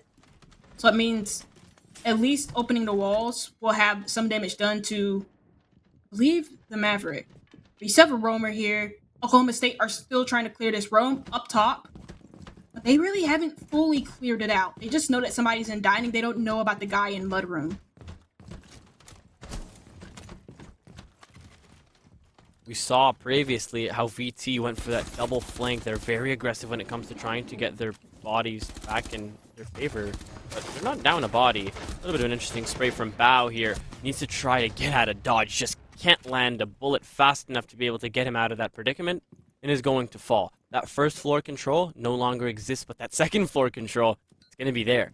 There's 2 impacts, so you can play verticality or you can go onto that hatch, open it up, and try to play very aggressive here. Nick empties his whole mag into the metal bars, and now his position is completely exposed as Nuvian looks to come up and assist. It's going to waste a lot of time as well for Oklahoma State if they want to try and do with this first floor or the second floor roam or the flank. But, I mean, it's not even just that flank they have to deal with. They also have to worry about a guy flanking in from Fireplace. That's the Legion of Nuvian. And they've also lost the glass just outside of Wine Cellar on the basement site. And that's not, they haven't even been able to set themselves up. Like, Elbow Wall or Boiler Wall is not open. The long angle from Sonoma or Big Garage is not open neither. So just execute. They're just going to have to run through the door and you have a blue player watching you. VT just throwing down any utility they can put down because they know as it enters the red time, it's easier to be able to hold these players out. The C4 takes care of that Blitz player, downs the second. Kool-Aid with a flurry of kills. He's murdered the whole execute himself with a kill earlier on to the round, and now 3 in the later stages. He's completely destroyed Oklahoma State to give his team that lead yet again, and VT are showing us why they are clearly the better team in the kills department and that utility department as well. Yeah, again, utility was a really big issue in that round for Oklahoma State, like you kind of highlighted. And the fact that they couldn't get Boiler Wall open because they really had no utility to clear the Kaid clause off, which is why I kind of highlighted the fact that Kaid was not banned on this map. Instead, it's been Castle and Azami. And now the Malusi, yeah, they haven't really had good luck with utility throughout this whole entire series. And you know what? Give props to Virginia Tech for the way that they've been playing around the utility too, because it's not like they're just throwing it down, forgetting it, and they're just trying to like go for spawn peaks, over aggress, and like just show off. What they're doing is they're just playing around their clear win conditions. Boiler Wall was still closed. The long angle from Snowmobile or from Big Garage was still closed. You don't have a good way of setting yourselves up for a plant. You don't have a way to deal with the pillar player in order to plant in Wine Cellar. So what do Oklahoma State try to do? They just smoke off the pillar guy and try and rush down blue, but they rush right into Kool-Aid, somebody who's been having a great individual game, and he just holds it down there for Virginia Tech. It's a second round for them. It's another good defense for them with utility, and Oklahoma State are back to the drawing board. Again, they are behind in this game. I'm interested to see how Oklahoma State are going to be able to come back from this deficit, because they're only down by 1, but it's much larger than 1. You're allowing certain players to completely heat up. Kool-Aid is currently 6-1 on the board, and if I'm not mistaken, 21-4 across both maps, or 21-5. Allowing one player to do so well individually is going to destroy the confidence, A, of your whole team, and B, of you guys as a unit to be able to take your time and get the executes done. As you can see, you've allowed all of VT to have the confidence, or the cojones, as other people like to say, to fly out windows and get kills like that. Orbita has tried that 3 separate rounds, has been shut out 2 of them. In the third chance, he'll take care of the hard reacher within the first minute of the round. Oh, that's not good. I mean, that means that you can't open up dining wall or office wall. So now they kind of have to commit to a full top floor clear. And that means powering through piano and offices without opening any of the walls. Disastrous, but good for Oklahoma State to be able to get themselves on the board by taking care of Bao with that quick second of aggression. Yet again, they'll double down. A little bit of toxicity coming in from Turbo, showing his frustration, but Kool-Aid responds back instantly with a C4 kill, putting it right back up at level 90 seconds in, and Nuvian will be isolated on that one. So the power up second floor has worked well for Oklahoma State, but I mean, they don't really have a good way inside of dining unless they go through Tetris, and in that case, that means that you're gonna have to encounter the dining footholes that Virginia Tech have made for you, and they're going to most likely be watching that. But they have full vert control, so they can easily convert this into like a Solarium take going into trophy, and they have a really good kill. They just killed the trophy. They just had a trophy cut off. So that's the trophy player dead. I feel like Oklahoma State only want to win the rounds that are the hardest to win in general. I mean, down your hard breacher within the first minute, and somehow you've managed to bring it back onto the board and grab that man advantage. You double down after a whiff from Nuvian. He's been a critical player, but not able to be as critical in that later stage of the round. And Turbo to finish it off. 2 kills in the round, able to put his team right back up on that board. A 2-all, and now we head on into a tech pause, as it seems like technicalities on Chalet is going to be the main name of the game. Yeah, it's really good fortitude, mental fortitude for Oklahoma State to find their way back into that round and at least find like some good individual fights on that second floor in order to turn that into their favor. Because I believe they were able to like not only just walk into offices, but I believe they got into piano as well. So that kind of really helped them in order to fully, like, I guess, take good fights, I suppose. I didn't really see how the players on Virginia Tech lost those fights on the second floor, if I'm being totally honest. But either way, it's, like, really good that they're still able to win that round and power through for second floor control, despite not having the office wall opened, and, you know, that can be used to pressure top floor, and B, not even getting open dining wall, because it's clear that they wanted to go for the same type of execute. They open up office wall, they open up dining, they clear vert, and they try and get a plant down on the dining default. You know, your plan A, your plan B can't go in that direction just because your thermite's off the board. So the fact that they were able to still find a round despite that is really good. While we wait for the tech pause to end out here, I mean, there's so many different things that we could talk about.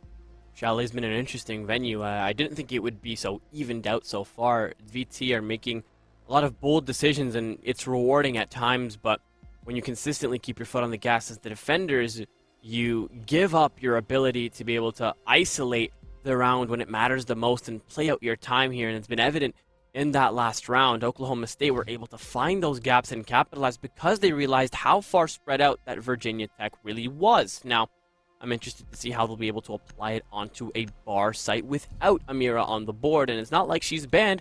They've done this to their own accord, and I really hope that they are able to back it up with their kills. Otherwise, it's just going to be another round where Kool-Aid is finding multiple kills, first picked by Orbita, but other than that, no substance, and eventually a round loss. Yeah, like you said, kind of to add on to your point as well about, like, yeah, Virginia Tech being a little bit, like, spread out on that second floor. They were also being, like, super aggressive, too, as well. So, you know, and we saw a round from Oklahoma State where it was second floor and bank, which was Virginia Tech's map pick, and they were able to punish like some repeats, some re-aggression from Virginia Tech in places that were not really necessary. We're kind of seeing the same thing happen here from Oklahoma State. So they've been able to punish Virginia Tech a lot of times for just being aggressive or being way too isolated. So hopefully they can find some consistency in that, because that is about the only thing that's been going in their favor, is like punishing re-aggression against Virginia Tech. You were saying? Well, okay. I guess you just didn't know. That's not the run out that you watch out for sometimes. That's fair. He really just put a pin in your point and said, hold this real quick. Nick abuses the Ramai dash, gets an easy kill, and Turbo is the first to fall. He was the one to show a little bit of frustration in the earlier stages of that last round. And what is Mystic? Is this new tech? Can you bring your drone up through that ladder? I did not know that, actually. I think you can do that for any ladder with the... Yeah. That is quite interesting. And for Oklahoma State, while they're trying to get their intel in, they've been good for time so far. And by being able to burn each and every utility that they need, they've been doing a great job to be able to isolate the ones and punish Virginia Tech for getting carried away just like that. They're very good at being able to get those refrags. But Mystic getting this aggressive, he's given up real estate. Yes, he's claimed a lot, but does he know that there's a man sitting close on Ivy? But in the meantime, Widows will take care of Nuvian, and now it is the body's advantage for Oklahoma State. The clock continues to run down, and Mystic is just playing that patience game. It's going to be a matter of time where Kool-Aid's going to have to decide whether he wants to swing to help his teammates on site or wait this out here, because it looks like Mystic isn't going to move anytime soon. Looks like Kool-Aid goes for plan C and looks to isolate that man in mud, but a hipfire one tap from Orbita will open it up here. Leveled man count. Doc denies that as he'll take the position of split here. Waiting in stock. He'll take that first shotgun shell. The second won't do anything to him as he'll take care of Kool-Aid. And it's Orbita left by his lonesome. 3 players asking questions, but another crazy shot from the man himself. He'll head on upstairs to try to isolate this Deimos, but he's long gone. He's waiting outside. He'll take some damage. He's life-pinged on that death mark, which means each player will know the other's whereabouts here, and the active comms will come in from that man that's actively upside down, repelled, and No Name will close it out. Oklahoma finally get themselves a lead for the first time in forever. That's good gap spotting. I believe the first kill they found was actually on the stock player as well. That's the only site player that you kind of have to worry about. And because Virginia Tech were like so far extended on their horizontal extension and dining in and offices, you kind of give up some prime real estate in the library. And I'm not too sure as to why Virginia Tech were just mainly on offices and dining side of the map. I understand dining, right? Because that's to help with the lower fireplace clerk. I totally understand that, to like protect the top fireplace player who's like watching a library from the balcony. But ultimately, like, you just kind of give up so much real estate because you realistically have nobody on top fireplace. You have nobody watching library, and the only player that could be of any threat to a direct site execute is also dead. That was not only just the stock player, but also the mudroom player. They both died. So that kind of paved the way for an easy execute there for Oklahoma State. And that's really exciting to see because for Oklahoma State, there weren't really any obvious win conditions on bank, and now they've been able to do some prime gap spotting here against Virginia Tech on their own attack. And now, for the first time in this game, they've been able to find themselves in the lead. VT need to be able to rely on the players that haven't been holding their own. Nick has been found out very early on in the stages of the round consistently within the previous 5 rounds here in Bao. Just hasn't been able to win his ones. We've consistently seen him get sprung into action. Sometimes he's just unaware of the execute. Sometimes that isn't your fault, but still you need to be able to account for the aggression from Oklahoma State. This is the do or die for them right now. There is no lower bracket. Whatever happens, happens, and they are the ones that are going to consistently show that in this game. And right now they've been doing a great job on the attacking here, but Mystic not factoring in distance, as one man is 2 floors away from him, and that's 1 death mark burned off the board very easily and early on in the round. You also have to keep in mind that Nuvian was not the player being death marked neither, so, you know, Nick is, as that Goya was safely back on site, Nuvian not being marked, I don't even think he was detected on any drones, so I don't even think Deimos knows that there's a potentially a roamer still around that first floor. That's going to cause a lot of issues for Oklahoma State. And yeah, see, this is exactly why I like Kaid being banned, because the Flourish drone just got like electrocuted. And how are you going to open up the wall now? You have no other soft breach. It's going to be quite interesting to see how they're going to address it. Yeah. A game of, we're at an impasse, as now you're going to have Kool-Aid just sitting out in the corner here. Has been the most clinical player for his team so far, and he's going to continue to do so by finding a double. Park out in mud. It's Siege 101. Check out the corners in the rooms you never expect, because that's exactly where players like Kool-Aid will be hiding. He breaks. He'll go down and just reset, because everybody's been murdered upstairs, and it's just 2 bodies remaining here. With a 3-body deficit in just a minute left here, Virginia Tech are now knocking on the door of Oklahoma State, looking to tie it up right before that half. A beautiful shot from No Name, though, puts his team right back into it, but they're going to have to speed things up if they want to be able to bring this back. Yeah, they could most likely try for a plant on the metal bookcase, but I mean, you have to like take into account the fact that there could be a connector player here. You could be Nitro from Blue, which they haven't taken control of. So I think their next stop here is actually going to try and isolate this Blue player to at least maybe power through. But I mean, yeah, he dies almost immediately. Kool-Aid's my for a God, second, man! and Shoot it's a back! kill. And I mean, yeah, Kool-Aid was such a good player in that round as well. Even when Nuvian was being detected by the Deimos marker, he hit out in Mudroom, and Virginia Tech, or Oklahoma State rather, were none the wiser about his position, priming him up for a good twink for a 2K. So, yeah. And I mean, you have to look at the start of that round. So, the fact that they couldn't open up Snowmobile Wall. So they feel like they need to take vert control in order to set themselves up for a good execute over by Fireplace Stairs. Because trying to flip to the Snowmobile opposite side of the map with no more Selma charges, or at least with only the Mav and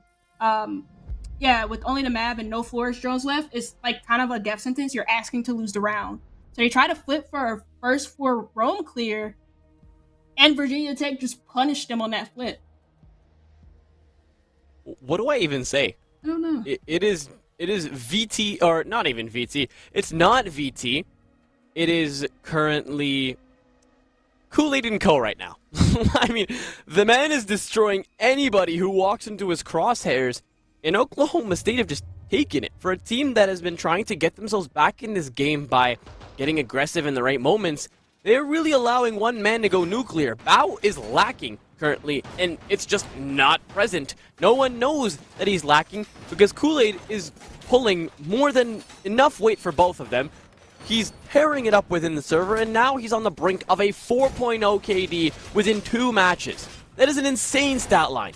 He's broken double digits on both maps so far, and we are only at the halfway point of Chalet. Oklahoma State need to step up here and now, because if this goes down that same path, then this deadlock is no longer going to be a deadlock, and it will be a one-sided game where the snow outside of Chalet is going to be more entertaining than the actual gameplay.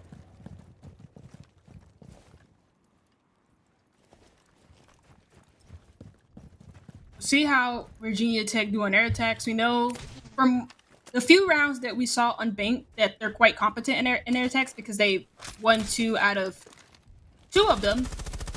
3 out of 3 of them, because they started with the 4-2 half, and then they won 3 attacks to put themselves on 7. So we'll see how they start off here on Chalet for round number 7. First round of attack for Virginia Tech, where just like Oklahoma State, they did ban out the Azami and Castle again. That means Kaid is still up, Tubrow's still up. A lot of your favorites, Fenrir, Malusi, everything's still up.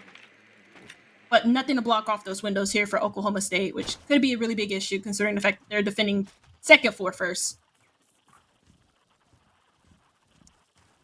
Quite interesting how aggressive that OKC, I'm sorry, I just had to say it one more time, is playing very aggressive by getting those feed holes into library. And by being able to do so, you can get aggressive. Wow, oh my god, Turbo! At the range through the display cases, ×2, he's able to take care of the shield operator, making the spearhead of this attack completely taken care of within 90 seconds. He's great for time. He doesn't even need to peek these head holes anymore. He can just park out. But knowing how aggressive he is, knowing what he can do, I wouldn't be surprised if he continues to get aggressive here. Now, it's beautiful for time, as now Virginia Tech are now staring down the barrel of a one-man deficit, but their refrag was onto that smoke, which is going to be crucial for that late stage. Yeah, Virginia Tech not having a shield to help them take this Fireplace Hall is just kind of like a really big deal for them, because that means like what can you really what type of aggression can you really do without the shield here? I mean, Kool-Aid's just gonna go nuclear with the stature, and they get a plant down here too. This is crazy. Way. There's just no way, because he's just taking a shotgun. No one has anything to say to him. It's Kool-Aid looking for back-to-back-to-back quad kills. I mean, come on, leave some for the rest of your team. Duck eating the Volcan, but eventually gets burned out. A little bit of irony there as the Goyo dies to his own Volcan, and Kool-Aid is single-handedly dissecting Oklahoma State, whether it's on the attack or defense here, as he is now creeping up on 15 kills. No, because like that's crazy, right? I don't understand where he even came from. That's why I was like very slow to passing it off. I think he just hopped in the window. Did he just hop into bathroom window or piano? I think he just hopped in through the window. I think it was piano window. I think he just sent it. No, that's not okay though. Like, what? To be go back to the ranked strats where you bring a Frost at this point. No, I'm telling you. Yeah, they bring Frost actually. That's really funny. I will say this too, like their setup, that that kind of makes sense that they it doesn't make sense that they had a piano gap, but it also makes sense with the way that Oklahoma State put their players in like certain positions. I know they had a player on Ivy stairs so to like protect against alert for the office half wall player so that the DMR could be aggressive for the library direct take there from Virginia Tech. But like that might have just meant that they had like no piano presence. So Kool-Aid jumping in to get, well, more than one is crazy. I'm gonna be totally honest. Like fine, he gets one. Yeah, let alone 4. But getting 4 is crazy. 3 and a down, actually. I don't think the fourth one counted as his kill because he would have been on 15 by now. But still, Oh yeah. there's so many rounds left. Even if this ended out 7-3, he has 3 more rounds to approach the 20 bomb. Absolutely insane.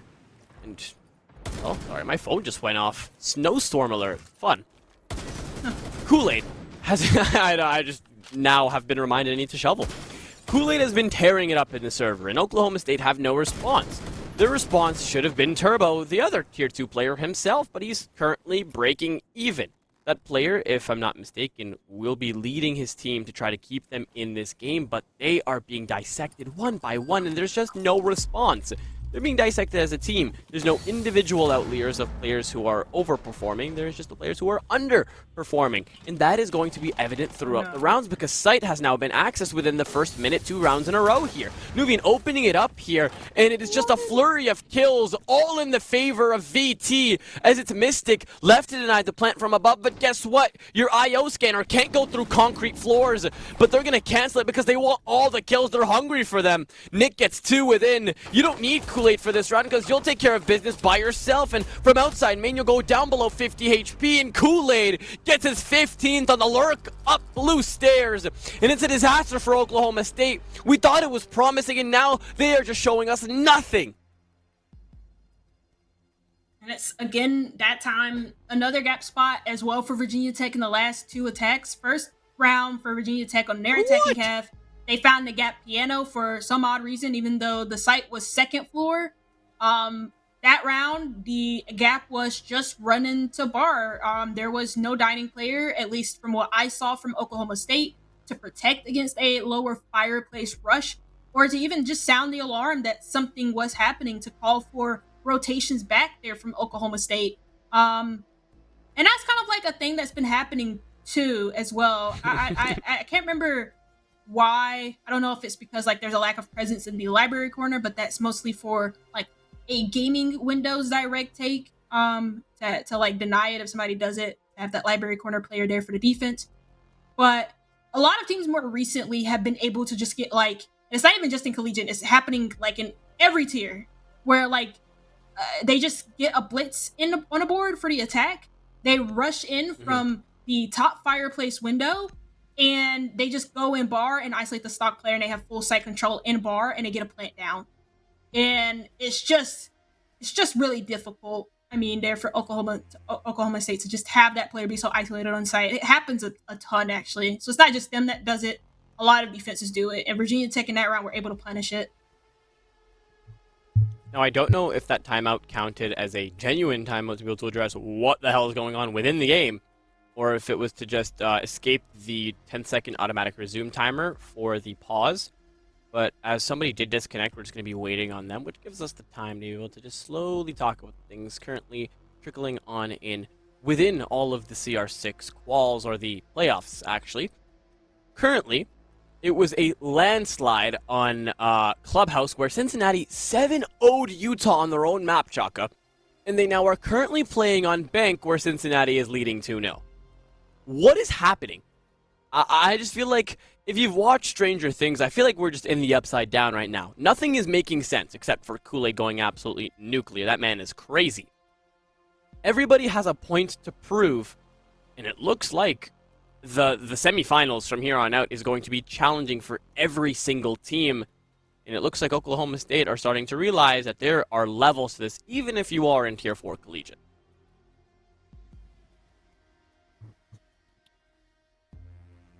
Still a bit of a pause as well as we wait for an Oklahoma State player to get back. Yeah, I think this is kind of like just a little bit of a humbling session as well from Virginia Tech. too. They just have a ton of experience on this team. Like, Nick has been around Collegiate for a little bit.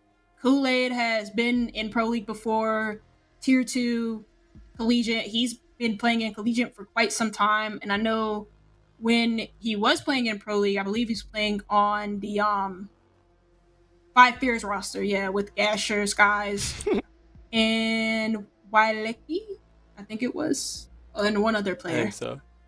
I love the all chat banter. Like, it's always like the one little nugget of information. I don't think I've heard the Stadia console, or I don't know if it's a PC, mentioned in so long. It is a good question. What is he booting up with? In like 3 minutes.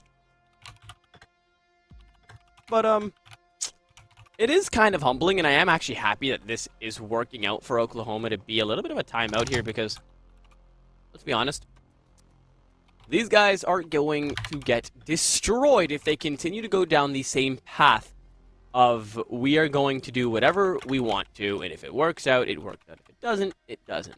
Because simply, Siege has been evolving. Tier 4 plays better, Tier 3 plays better, and continues to go on as the tiers go up. You are realizing that now. There are levels to this, and Oklahoma State are just going for the run and gun playstyle. That's just not going to work. We've seen 2 good plays from them, but from there, they're now starting to rely on their 1v1 ability and relying on players like Turbo to be able to bring them up. That just doesn't work like that. You guys aren't 5 individuals. You need to be able to play as a cohesive unit, be able to dissect Virginia Tech. But as we wait for this man to boot up Rainbow Six Siege for the 30th time, we'll be back after a swift break where we can bring you the remainder of Chalet.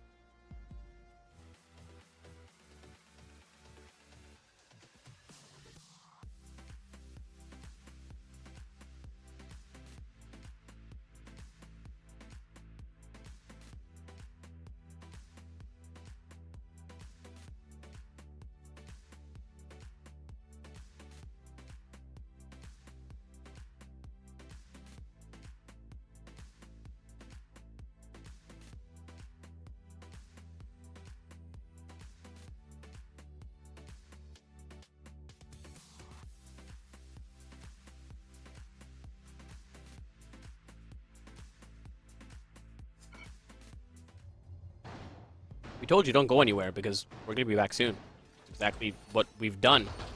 And, I mean, while they get set up, I know it's usually not customary to interact with the chat, but it's kind of funny how after every tech pause, we hear something interesting from the chat, and I'm gonna bark any minute was what I saw when we came back in. Oh my god. So, as you can tell, players are passionate. The viewers are passionate. In Oklahoma State, hopefully, are becoming passionate to be able to bring this back, because 2 rounds is what stands in between them and forcing a deadlock and hopefully forcing a regulation win where they can advance on to the 3rd map, which will be Layer. I hope to see a Layer game because Layer is a fun map to watch.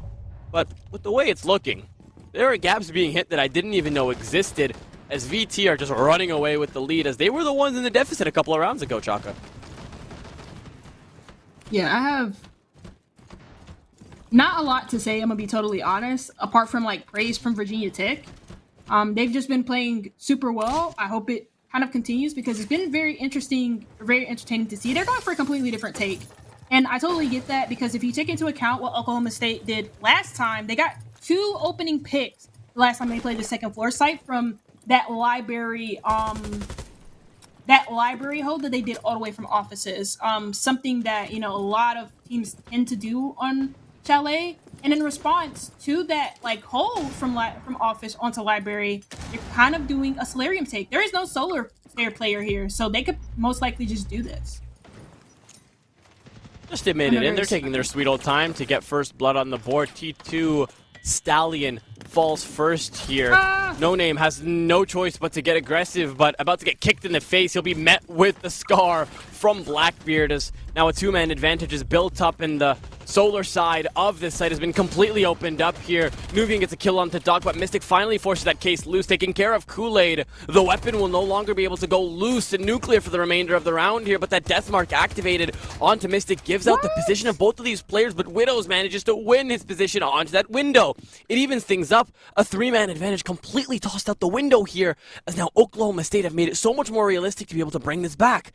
I want to see what that shield. Oh no, okay. So that shield looks exactly into What the hell? You know what? We're just playing Fortnite. Yeah. Yeah, if that's fun, it might work. Actually, yeah. I actually don't know where that's. I think he put that right in front of. Oh no, he put it in piano. So he put that right directly into the cutoff here. So it'll make it easy to challenge this window player. But they've been able to recover the diffuser just because of how far back Oklahoma State have positioned themselves. Cross being held very easily. For a second, I thought it was Doki actually planting. SNB12 would have been crazy at that long range, but at the short range, it'll definitely be effective. Nick will find the first, and now he's just waiting for Widows to get carried away, but with the active comms, the red pings from the drones, and the death mark, it's just going to be inevitable before you're picked off here, because both players are just waiting for him to swing into the crosshairs. Nobody wants to be able to get isolated one by one, because as long as they stay below, as long as they run out this clock, they are continuously running him away from the case and forcing him to get aggressive onto that first floor here. Now, even if he wanted to counter defuse, there's not enough time. It takes 7 seconds to do it, and you only have 5. Oklahoma State fall after an imminent comeback, which I would have hoped to see. Widows gets 2 kills, but I mean, it doesn't really matter. You got it, bro. I love the banter. It actually just gets funnier and funnier. No, I knew they were gonna say something once he got those two kills in dead time. Like totally. If I'm being totally honest, if somebody did that to me and they still lost their head is going through my monitor. I probably would have said the same thing. I probably just laughed it off because it's quite funny. But yeah, I mean, Virginia Tech totally in control of this game. Kind of felt the same way on Bank. You kind of feel like this game is going in one direction, and you would hope that at some point, considering the fact that this is Oklahoma State's map pick, that they could bring it back. But I mean, I'm gonna be totally honest. There's just been so much quality on display here from Virginia Tech. Some prime gap spotting. Kool-Aid does not feel like he's slowing down. And even if it's not Kool-Aid, Orbita had a pretty big round too. He got the opening pick, and he got 2 more as well. And he was one of the last 2 players alive in order to help clutch that round up for Virginia Tech. Even when it looked like they most likely could have lost it when Mystic went huge. So you have a ton of consistency throughout every player here from Virginia Tech. Even if Bao's not having a good game right now, he's had some pretty impressive games in the past for Virginia Tech. So I'm not too worried about it.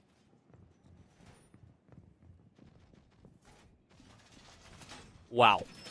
I did not think this was how it was going to go after it was tied up. It's been beautiful so far. And Virginia Tech really showing us why they are the dominant team. I mean, I really was expecting more out of players like Turbo here. I mean, you have that qualifier for Tier 2. You show us why you're such a good player. And it's just not evident today. And that's not a bad thing. Performances are not subjective. They're not always going to be the same. But still, the lack of timeouts really does put into the question what you guys have been doing to be able to prepare for this. Because this is the furthest that Oklahoma State has gotten in CR6 playoffs. I wish they were able to do something with it, but just no bueno right now. And it looks like with the play that VT is building up here, the Sens lasers through the drone holes, full trophy control in the air jabs. They're looking for a go button. They're looking for a gap, and it's soon to be hit. Yeah, and I wonder if this time around they're going to actually just try and rush into, like, trophy. And, okay, well, I don't think that's really much of an option. Nick dies. But, I mean, it could still go for it. That means that because the Fenrir rotated out towards West Main and got that kill, you have no trophy player, so he could go for this. No. No way you let this Blitz win the gunfight. Thank God. Widows walks out of it victorious here, loses some health, but nothing to put him in a bad situation. I ate my words too fast as he's put underground by none other than the man Kool-Aid himself here. Mystic in a very bad spot. He's in sight. He's on 1 HP here, and he's going to get sniffed out very easily if they have enough intel. Amaru waiting to come up that hatch and dining. Waiting for that go button. 90 seconds, and it is going to all slow down, and Amaru's going to actually walk out of backyard or that bottom floor and go upstairs. Oh, game crashed actually, never mind. Amaru glitch. Orbita, yeah, or Orbita, we've seen this before. I didn't think that bug still existed. It's evened out by Nuvian, but if you factor in that glitch, Orbita can no longer do anything for the remainder of the round, meaning we are currently in a 2v3. It's far past your ability to be able to call a reho, so now you're just going to have to make do with what you have here. Turbo taking care of Nuvian, forcing Kool-Aid into a 1v3 here. Needs to be able to isolate the 2-1s into West Main. It's achievable if you can shut out these 2 players here. The Kaid getting carried away with his positioning here, but that man prone in the corner of sight here might make it a problem. As Kool-Aid waits to find that gap or that thread to hit. Yeah, I mean, this is pretty unfortunate for Virginia Tech, the fact that Orbita can't repel straight into Master, because that means that they would have had direct control of the dining catch. And you could have applied a lot of pressure combined with Trophy onto the site players, but I mean, it's just kind of like, you know, at some point you're waiting for Kool-Aid to go down, but knowing him, he probably will find 2 more. No way! I lied! I was kidding! No, Kool-Aid! Don't you dare do it! Don't you dare do it! Mystic sits on the floor and whiffs his mag! Mystic now forced to go for the clutch, and thank God he finds it. What a disaster that would have been. You're in the red time. It doesn't matter. The round's over and in the favor of Oklahoma State. What could have been disaster luckily works out in their favor. And there will be one more round as we enter the double digits. Oh my God. Oh my God. I would have had tears coming out of my eyes if he actually did that. I would have needed a couple of Xanax to calm me down. I got really afraid, especially when Mystic missed all the shots to the Scorpion. But it's okay. It's okay. Oklahoma State are still in the game. 2 rounds from potentially putting us into OT. And, you know, very good job on just shutting down the direct trophy take, finding the first kill into the Dokkaebi. And even though Bao decided to run through Red Hall and like tried to find a pick for himself, tried to find an entry and put so much pressure onto the site players, it ultimately didn't work out. And I mean, you know, bless Oklahoma State's hearts, because, or like just put some blessings on them, because the fact that like Orbita couldn't really repel into Master Window, get himself on the hash to apply more pressure to the on-site players combined with the trophy players, that could have been a really big issue for Oklahoma State, because all of them rotated back to site once the direct take was communicated to the other players on Oklahoma State. So yeah, good job. I'm sorry, I'm still like calming down after what we just saw. My heart genuinely skipped like 19 beats. I don't know if that's healthy. I don't know if I need to go to the doctors. That was concerning, the fact that that was almost won by one man himself. Currently 2 kills off of 20. Turbo, with a statement, was the one to fall first for Oklahoma State last round, but now is going to take care of that hard breacher, which is going to be crucial to Oklahoma State's comeback here, as they now are gifted that advantage. Can they build off of it? Nubian giving his thoughts in the all chat. Let's see what they can do here. Orbita gaining access through Trench very easily. He's waiting to catch that player off in blue, but still he'll rotate back up. No one's the wiser, and it will all calm back down. Yeah, I mean, still a pretty bad spot for Virginia Tech, considering that, like you mentioned, they lost their ace, which is kind of crucial for the take that they wanted to do. Their take was very basement-centric, which means that they probably would have gone up the fireplace or the snowmobile stairs and then tried to open up stock from the stairs in order to fully clear out that stock player. If the wall is open as the stock player, you really have no space to play in. So that could have been good to ice it the only player on site, but now they have to kind of find another way in. And that other way in may just be through Nick. He finds a kill from the front door. So, or from, front door. So that, I think that was actually like either no, that's not the dining player. So probably just like the top 4 player on the fireplace balcony. 90 seconds left on the clock here. What? Evened out. Yeah. That one player on blue has given up his position. 4-4. No one's going to be on the Amaru bug right now. Nick looking for a gap. There's no mirror on the board. Nobody sits behind the bar as well, meaning it's an easy gap if you can isolate that stock player, but you've given away your position too easily. The Surge will reset Nick for the majority of the health he's lost as Mystic whiffs yet again, and in the meantime, Orbita will build off with a kill. A one-man advantage as now Virginia Tech have managed to turn it around. Orbita now being able to look for a gap, but it doesn't matter. His teammates have his back. Kool-Aid, the man can do it all. He can give surges, he can find kills, and he can also put that case down. And the rest of the team now waits to get their chunk of the pie as Mystic is left concussed, taking damage and hurt. Orbita to close it out. And now you only have one team that'll advance on to face Akron in the semifinals, and it will be Virginia Tech. And that'll be a very good game to watch. 2 evenly matched opponents. Akron at the moment are most likely considered to be on a higher level than Virginia Tech. But Virginia Tech showed us here that there's a reason why they're one of the top dogs in collegiate at the moment.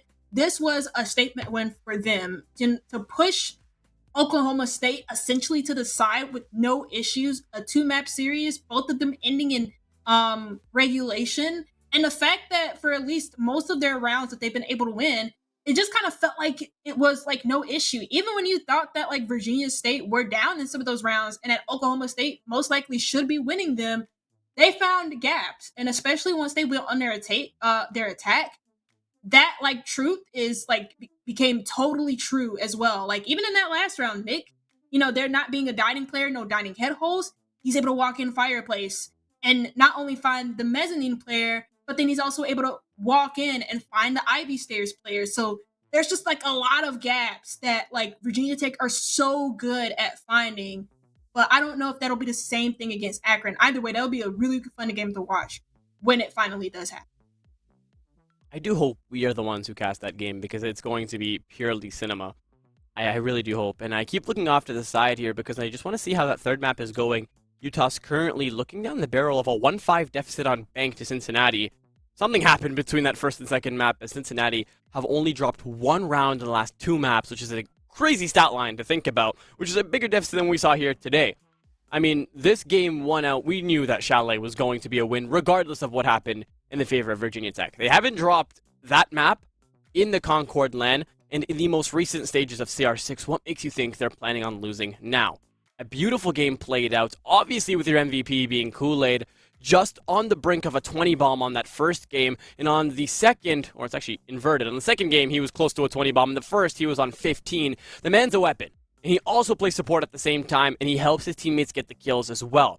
It has been a beautiful display of cohesion between 5 individuals to show us why they want to advance on to the semifinals, and for Oklahoma State, this isn't a bad thing. This is the furthest you guys have gotten from CR6. You should use this as a learning moment to be able to advance next time when you're gifted that chance, if you get that chance to be able to go even further in the playoffs. So I am excited to see what they will come up on the flip side for Season 12 of CR6. But in the meantime, Chaka, sadly, the night is coming to an end. We have been your casters. Hopefully you guys have enjoyed all of the Siege being played out here tonight. A little bit of a later game, but it doesn't matter because Siege is Siege, and when the games call, you come to watch them. The semifinals are going to be up next. I don't know when the next broadcast day is. Is it Tuesday? Hopefully it's Tuesday. But other than that, have a great rest of your night. We shall see you guys in the next cast. And peace, because honestly, it's the only thing left to be said.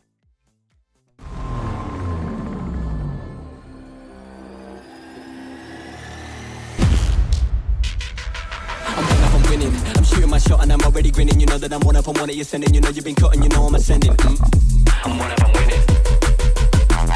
I'm one up, I'm winning. Go take a look at the pen that I'm making my money like it's never ending. I took all my losses, I roll with the bosses. I know where they cost and I'm so independent. Go take a look at the pen that I'm making my money like it's never ending. I took all my losses, I roll with the bosses. I know where they cost and I'm so independent.